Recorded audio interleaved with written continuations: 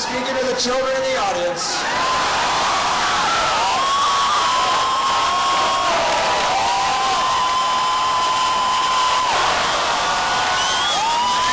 That's education in most of you. Thought he could fool the people of Wisconsin. He could sell the big lie. The big lie that our fiscal problems were caused by teachers. Snowplow drivers. By nurses in our hospitals. By daycare providers.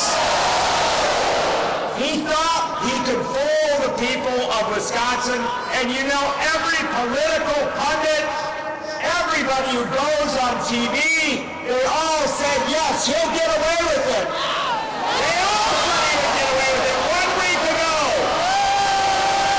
We didn't have a chance.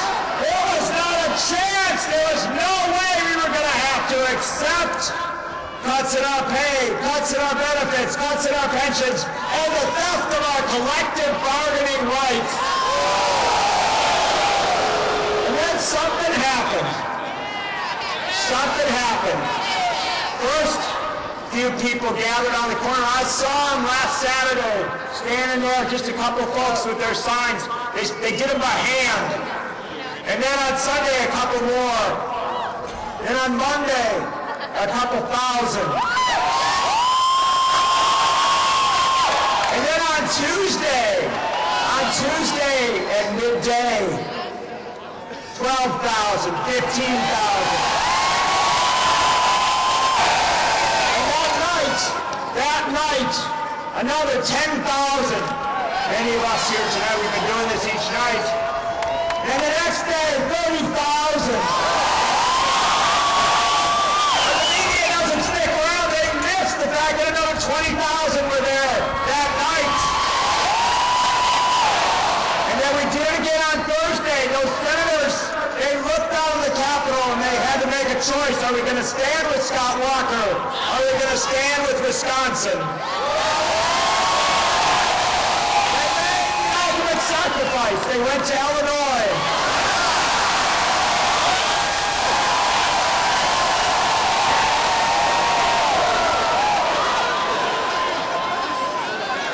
And then we have our bit of news from today. Don't you doubt for a second. Don't you doubt for a second, as good as these legislators are, as great a heroes as they are, don't doubt for a second that they would not have been able to do what they have done, to delay this bill, to stop this process at least to this point.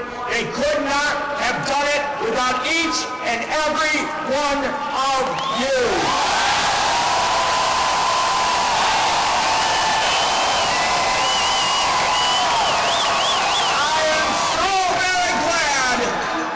I am so very glad that we had a few allies in the media telling us what was going on. Can you please give it up for John Sly Sylvester on WTDY?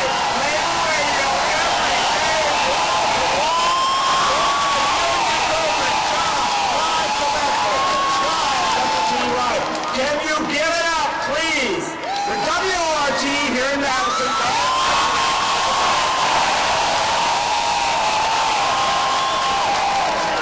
To think the Capital Times and the Nation did a little bit along the way. Can you please give it up for the gentleman who will be broadcasting live from right over there tonight, Ed Schultz.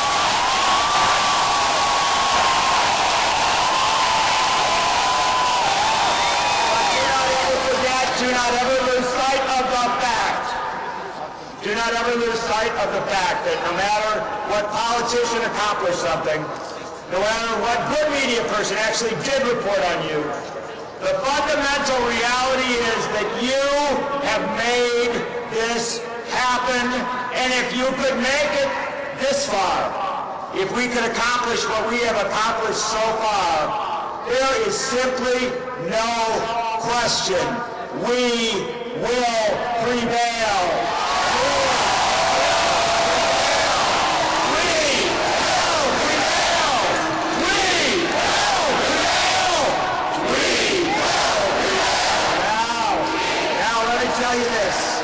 because you didn't come to see me. Let me tell you this. Thank you, but I just want to say one thing. My family came to Wisconsin in 1823. They settled in Mineral Point. That was my dad's side. My mom's side came a little later in 1840. They settled in Wyoming Valley.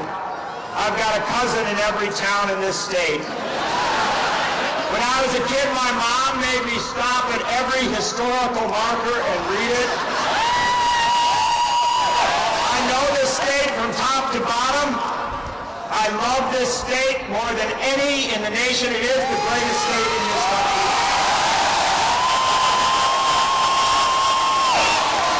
But I have never been prouder of Wisconsin than I am today as I look out over 50,000 people.